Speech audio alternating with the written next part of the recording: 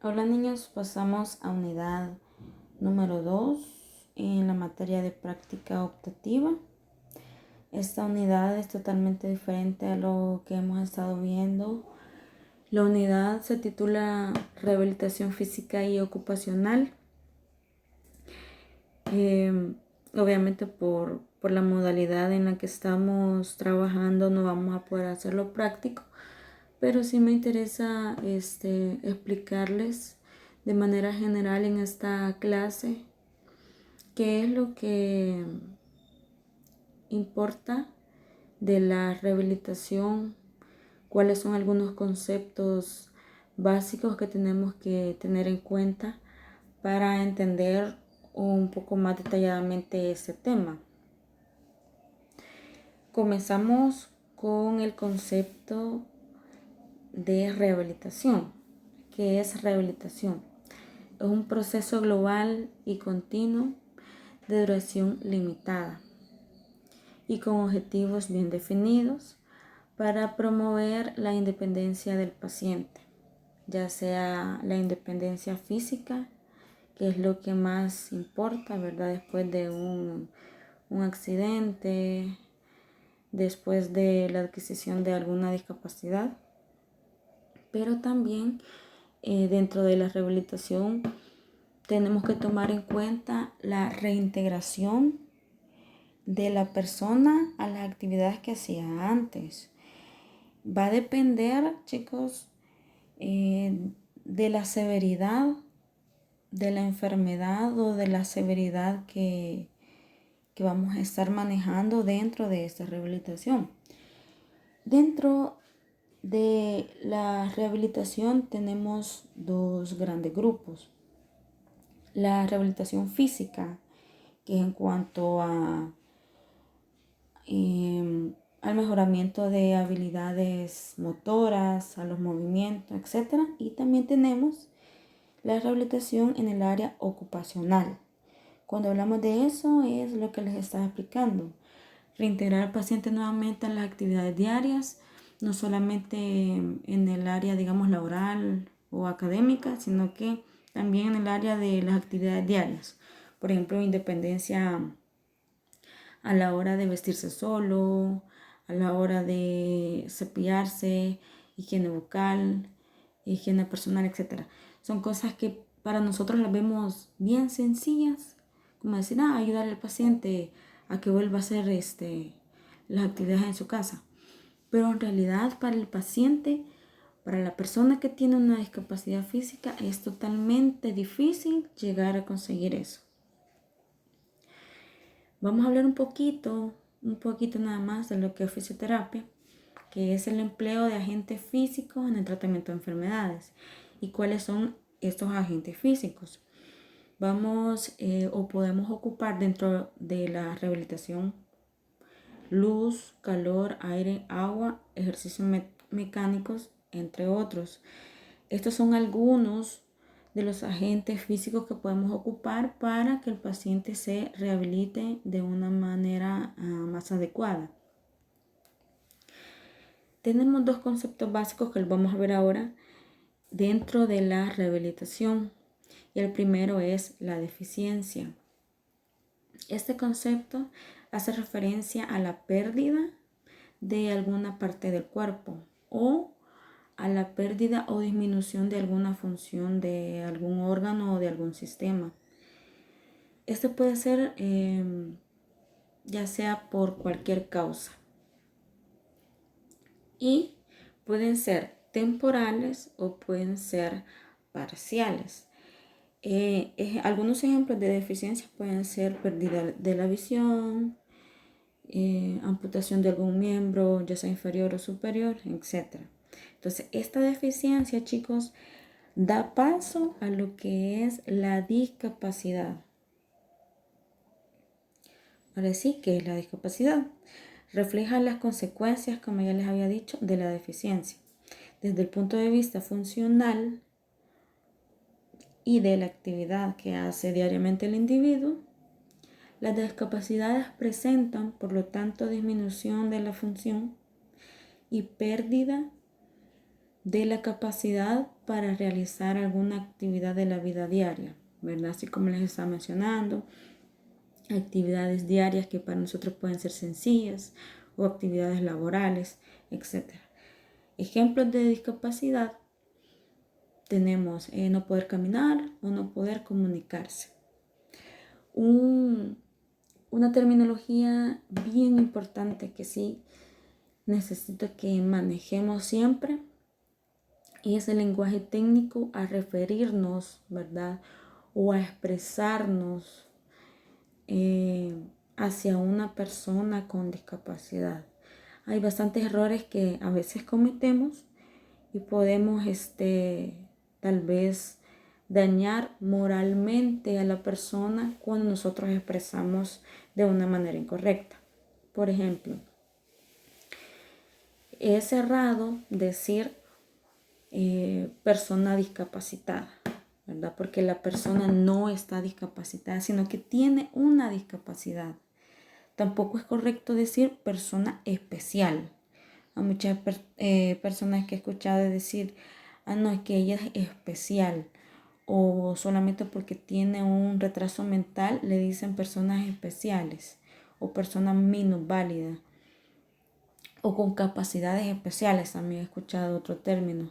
No, esos son términos que son totalmente incorrectos y que dañan moralmente a la persona que tiene una discapacidad.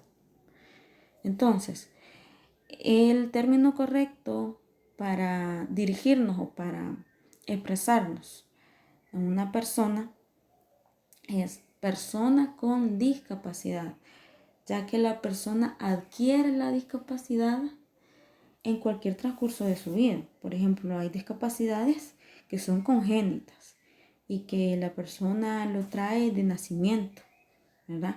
Pero eso no quiere decir que la persona sea discapacitada. Entonces, la discapacidad es una condición que la persona adquiere y que lo lleva a lo largo de su vida, si es una discapacidad permanente o puede ser una discapacidad temporal que sea consecuencia de alguna enfermedad. Por ejemplo, las personas que han sufrido de Guillain-Barré, ellas tienen discapacidad temporal,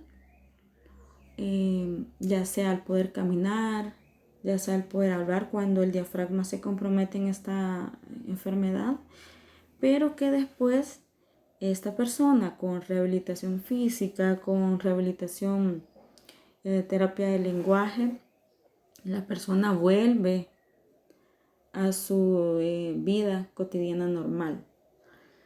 Independientemente la persona vuelva o no a su vida normal, no es correcto llamarle los términos que ya les he mencionado anteriormente, ¿verdad? Entonces, el término correcto sería persona con discapacidad.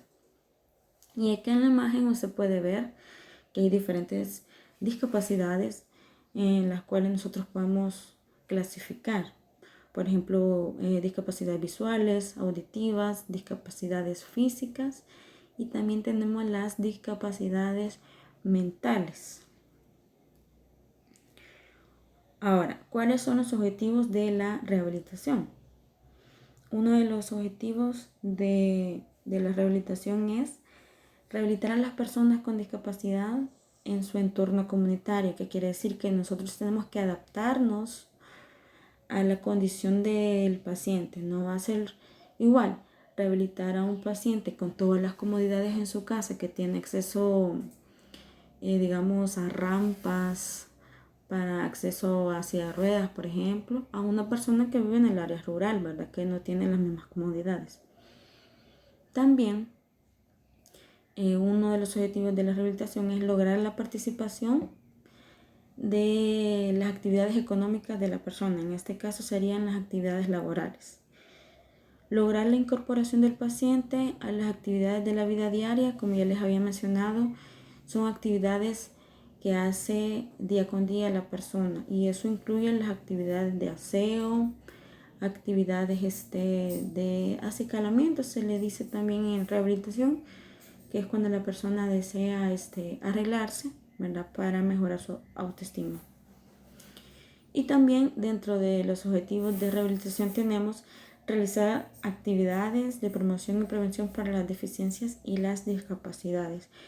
Esto entra mucho en la educación sanitaria que nosotros podemos hacer dentro del hospital en donde estemos, en el caso de ustedes, en donde estén trabajando, realizar una conciencia a la prevención de discapacidades. Porque fíjense que la mayoría de discapacidades acá en el país sí son congénitas, pero la gran mayoría son adquiridas. ¿Qué quiere decir esto? Que han sido dadas por algún accidente de tránsito, accidentes laborales, violencia intrafamiliar, entre otras. Entonces, la educación sanitaria que usted puede dar en el hospital es bien vital para la prevención de estas discapacidades. Estos 4 factores que vamos a ver, y perdón aquí, no sé por qué se me fue ahí 2 veces el 3. Vamos a ver 4 factores de riesgo en cuanto a las discapacidades. Estos son los siguientes: factores predisponentes, facilitadores, protectores y potenciales. Lo vamos a ver a continuación. Los primeros factores de riesgo son los predisponentes. Estos pueden ser factores genéticos, biológicos, factores del sistema inmune, nutricionales, psicológicos, de edad, sexo y valores y estilos de vida. Entonces, estos factores son los que la persona posee. Desde los factores genéticos, como son factores que sus antecedentes tuvieron, por ejemplo, alguna enfermedad cromosómica que usted pueda tener en sus cromosomas y que pueda usted transmitirla a sus futuras generaciones, tanto como biológicas y del sistema inmune. Eso ya viene del nacimiento, ¿verdad? Que serían discapacidades congénitas. Entre las discapacidades congénitas podemos mencionar la distrofia muscular, que el niño nace así. También la espina bífida, que el niño nace con una deformación en su columna vertebral, entre otras, ¿verdad? Hay muchos síndromes que también son parte de alteraciones genéticas. También tenemos los factores psicológicos, la edad y el sexo, que es bien importante. Algunas discapacidades tienden más a surgir en los adultos mayores, tanto como en el nivel físico, ¿verdad? de la persona, como en la reducción de las capacidades que va teniendo este. Y el último, que es bien importante, el estilo de vida de la persona, ¿verdad? Si la persona tiende a realizar actividades peligrosas o actividades no sanas, también es un factor de riesgo que podemos tomar en cuenta para la adquisición de alguna discapacidad, ¿verdad? Así como les mencionaba anteriormente. El alcoholismo trae consecuencias ¿a qué? Puede ser una violencia intrafamiliar, puede ser accidentes de tránsito, etc. Segundo factor de riesgo son los facilitadores. Tenemos el grado de instrucción, ingresos reducidos, alimentación deficiente y asistencia médica insuficiente. Aquí le he puesto una de las imágenes que creo que es muy común en nuestro país, que es la atención médica insuficiente. Creo que no es por la capacidad del médico, porque tenemos capacidad en cuanto a técnicas o procedimientos muy adecuados del médico, porque sé que están muy bien preparados, pero no hay recursos. En la mayoría de hospitales tenemos muy pocos recursos para atender discapacidades y muchas veces se deja de lado. Entonces, ¿qué hace el sistema de salud de nuestro país? Prioriza. Por ejemplo, creo que ustedes lo han visto, en el Seguro Social al llegar usted y pasar consulta, hay varios niveles, ¿verdad? Que se marcan con color. Entonces, si por ejemplo la persona llega a querer rehabilitación para mejorar su condición física, pero no es de emergencia, por ejemplo, ¿qué se le llama emergencia? Que es un color rojo. Se le llama una hemorragia intensa o se le llama, puede ser un paro cardiorrespiratorio que puede llegar a la persona. Entonces, son estados que comprometen la vida de la persona, en los cuales el médico dice prioridad, que puedo atender más rápido a esta persona que desea morir o a esta persona que sí está bien pero necesita rehabilitación. Entonces, sé que es una decisión difícil para el médico, pero se tiene que también darle prioridad a estas personas, ya que a veces la persona que lleva el sustento a la familia es la persona que tiene la discapacidad, ¿verdad? Entre otras causas que podemos mencionar más detalladamente. Pero estos son factores de riesgo que hacen que la discapacidad sea más marcada. Y no es culpa, no estoy diciendo con esto que es culpa del médico, ni del fisiatra, ni de la enfermera, no. Son las faltas de recursos que tenemos nosotros como país, ¿verdad? En el sistema de salud pública. Entonces, la asistencia médica insuficiente o no oportuna, ¿verdad? No sé si se acuerdan ustedes en el caso que se dio hace varios años de un señor que le amputaron la pierna incorrecta en el Seguro Social. Y fíjense que resulta que al final no había necesidad de amputarle la pierna porque lograron rehabilitar la otra pierna que en realidad le iban a amputar. Entonces fueron errores de negligencia médica que pueden ser evitados si se analiza bien el caso, si se le da la importancia a la persona que necesita la rehabilitación. Eso es un ejemplo bien sencillo que podemos poner, ¿verdad? Que la asistencia médica a veces no es muy oportuna y no se da en todos los casos, ¿verdad? Porque a veces podemos globalizar que en todos los hospitales vamos a tener atención no oportuna, aunque todos los hospitales se da negligencia médica. No, son casos bien aislados, pero que tenemos que tomar como ejemplo para nosotros formarnos de manera adecuada en un futuro. Siguientes factores de riesgo son los protectores y tenemos comunidad adecuada y segura, redes sociales y grado de información sobre discapacidad y prevenciones. Esto forma parte de la educación que usted puede darle a su paciente. Hay mucha desinformación, demasiada desinformación, desde la utilización de un lenguaje adecuado, como se los estaba mencionando anteriormente, ¿verdad? Poder expresarnos como a una persona con discapacidad, personas con especiales o personas con capacidades especiales, que es incorrecto. Tanto a la desinformación en cuanto al contagio. Hay mucha desinformación en cuanto a conocimiento de alguna discapacidad. Por ejemplo, hay muchas personas que piensan que las discapacidades congénitas son transmisibles, ¿verdad? Y eso que provoca la marginación de algunos pacientes, ¿verdad? Entonces, ¿qué es lo que tiene que hacer usted? Es mantener informado tanto a la población que tiene la discapacidad como a la que no tiene sobre varias discapacidades y sobre las maneras de cómo podemos prevenirlas. Y las últimas, que son los factores de riesgo potenciales.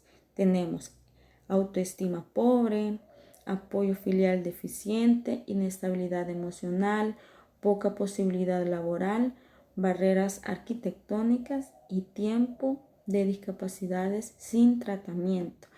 Estos últimos factores creo que son uno de los más importantes para las personas, ya que Y aquí les he puesto en esta imagen una persona en silla de ruedas frente a un montón de gradas, y esto es bien común aquí. ¿Qué es lo que se debe de hacer? Cada institución, ya sea pública o privada, tiene la obligación de hacer rampas para las personas con discapacidad. Y no todas las instituciones cumplen. Incluso en la vía pública nosotros podemos ver las pasarelas, ¿verdad? Solamente son para personas que pueden caminar normalmente. Hay muy poca educación en cuanto a las barreras arquitectónicas. Y cuando decimos barreras arquitectónicas, es decir, las barreras que encuentran las personas con discapacidad para poder movilizarse. Ese es uno de los factores de riesgo que tienen estas personas con discapacidad. También tenemos esta que es bien importante, el tiempo de discapacidad sin tratamiento. Cuando la persona es de escasos recursos y, por ejemplo, el sistema de salud en donde lo están atendiendo, ya sea unidad de salud, ya sea hospital público, etcétera, está, digamos, full en cuanto a todas las citas. ¿Qué hace la persona? La persona se retrasa en su rehabilitación y comienza la parte física a deteriorarse a un punto que la persona es incapaz a veces de poder movilizarse por sí misma. ¿Por qué? Porque no ha tenido la correcta rehabilitación física, y no es culpa de ella, ¿verdad? Sino que es, ya sea por escasos recursos económicos, no puede optar para ir a una rehabilitación privada. Entonces, estos son factores bien importantes que debemos de tomar en cuenta para la rehabilitación tanto física y ocupacional del paciente, y esos son los factores de riesgo. Ahora, pasamos a la actividad integradora de esta semana, y consiste en lo siguiente. Les voy a proporcionar un documento en PDF. ¿Qué es lo que va a sacar de ese documento? ¿Verdad? Lo lee. El documento es corto. Creo que lleva como de 10 a 12 páginas a lo mucho. De ese documento va usted a leerlo y a sacar dos